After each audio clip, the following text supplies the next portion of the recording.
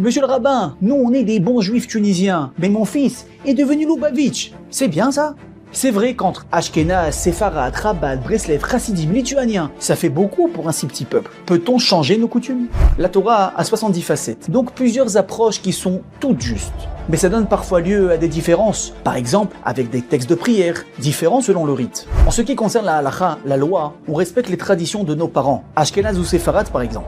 Mais du point de vue de l'approche, on a une latitude selon les valeurs de la Torah qui nous parlent le plus. Par exemple, un juif tunisien peut adopter la philosophie du Rabbi de Lubavitch, son amour du prochain, rapprocher les juifs de la Torah, etc. Ou bien épouser les pratiques Breslev pour stimuler la joie, ou le système lituanien qui met l'accent sur l'étude et l'approfondissement de la Torah, etc.